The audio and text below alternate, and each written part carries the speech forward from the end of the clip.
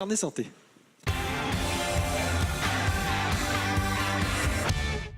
C'est vrai, hein. C'est vrai, hein? On dirait cher. Cher, mais alors avant. Sans les coutures. Non, mais avant, Oui, voilà. cher sans les coutures. Voilà. Cher, il y a à l'époque de Sony. Voilà, c'est bon, merci. J'ai gardé la veste, il faisait frais. Oui. Vous avez bien fait. Non, mais au moment où j'ai fait la comparaison, je me suis dit pourquoi j'ai sorti ça. Je suis Mais resté non. sur les Mais c'est coutures. pas Vous êtes grave. très très jolie, vous êtes très très jolie, C'est Coralie. gentil, merci. C'est sincère. Coralie, alors est-ce qu'on peut tout faire? C'est pas sûr. Est-ce qu'on peut, au niveau des défenses immunitaires, est-ce qu'on peut agir? Est-ce qu'on peut favoriser tout ça ou pas?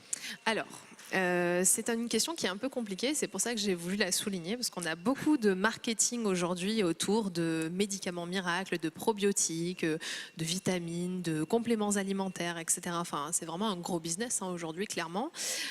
Donc, on arrive en période hivernale, on se dit j'aimerais bien éviter un petit rhume, une rhinopharyngite, etc. Qu'est-ce que je peux faire pour renforcer, soi-disant, ou booster mon immunité?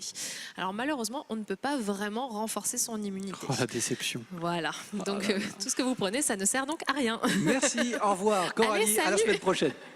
Non, en fait, c'est-à-dire que dans l'esprit collectif, renforcer ses défenses immunitaires, c'est quoi? C'est comme si on avait un peu un gros bouclier que notre corps possédait pour se défendre de tous ces virus qui peuvent nous attaquer au quotidien. Alors c'est un peu plus compliqué que ça, effectivement. Notre corps, c'est pas un grand bouclier, il est composé de plein de cellules, de plein de protéines différentes qui vont chacune avoir une action.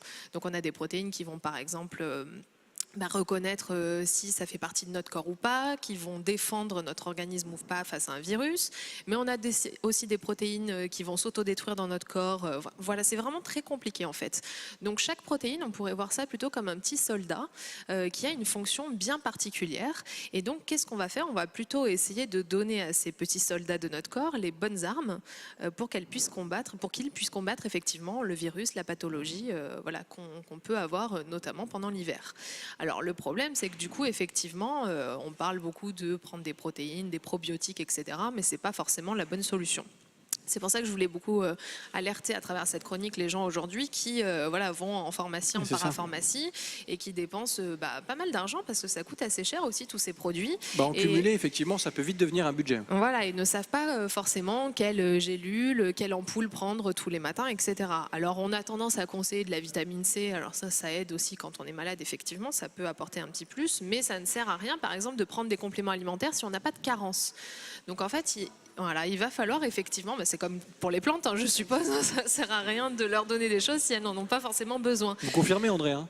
Ouais. Et donc effectivement, la première chose à faire, ça va être déjà de faire peut-être un petit check-up chez son médecin généraliste, tout simplement, pour savoir, à travers une prise de sang, à travers un examen clinique, si on manque de quelque chose. Alors on peut manquer de fer, de magnésium, de vitamines, etc. Mais il vaut mieux en être certain plutôt que d'en prendre pour rien, effectivement. Donc à partir de là, ça va être un de mes premiers conseils. N'hésitez pas à demander conseil à votre médecin. Voilà, plutôt que d'aller voir. Alors, le pharmacien a beaucoup de qualité, mais là, en l'occurrence, il va aussi être là pour vendre ses produits. Donc, vendre de la vitamine, vendre des probiotiques, des protéines, etc. complémentaires. Si vous n'en avez pas besoin, ça ne vous servira à rien. Alors, on a quand même des petites astuces pour se sentir mieux au quotidien et pouvoir mieux lutter contre les virus qu'on rencontre pendant l'hiver. Donc, déjà, ce fameux check-up. Ensuite, tâchez de bien dormir. Alors ça, on le répétera jamais assez, qu'on soit malade ou pas malade. Le sommeil, c'est vraiment important. Si on a un mauvais sommeil, on est plus sensible aux virus qui traînent pendant l'hiver et donc on va avoir plus tendance à tomber malade. Donc quand vous n'êtes pas malade, dormez bien quand même, mais quand vous êtes malade, n'hésitez pas à dormir encore plus, on en avait parlé.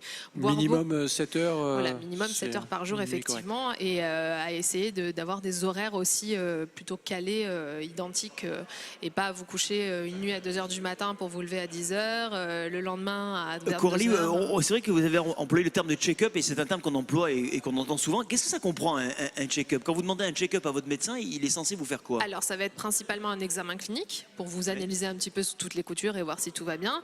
Et après vous pouvez aller dans des analyses un peu plus poussées. Alors la prise de sang et l'analyse classique. On peut aussi demander une analyse d'urine, etc.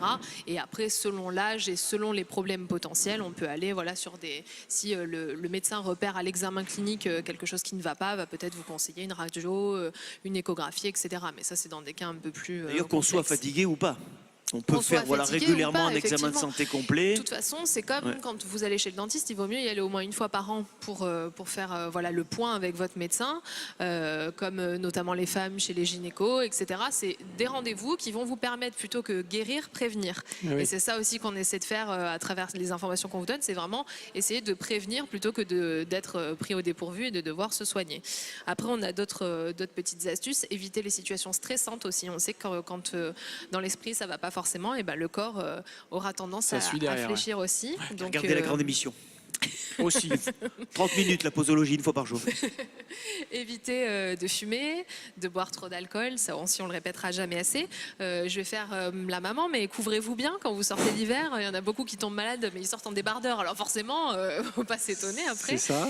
Et une dernière petite chose, vaccinez-vous. Alors on entend beaucoup de choses autour de la vaccination, mais notamment voilà, le vaccin contre la grippe. On parlait de ces petits soldats tout à l'heure. Le fait de leur donner la bonne arme pour combattre la bonne pathologie, et ben forcément ça aidera à ce que vous soyez soit pas malade du tout, soit au moins que vous puissiez lutter avec plus de facilité contre ces pathologies de l'hiver. Et vivre au milieu des plantes aussi, il paraît que c'est très très bon pour le moral. Oui. Hein, il Et paraît que c'est bon aussi- pour la tête. et bon pour la Voilà. santé. Regardez la preuve, hein, il fait 12 degrés dehors, il est en polo.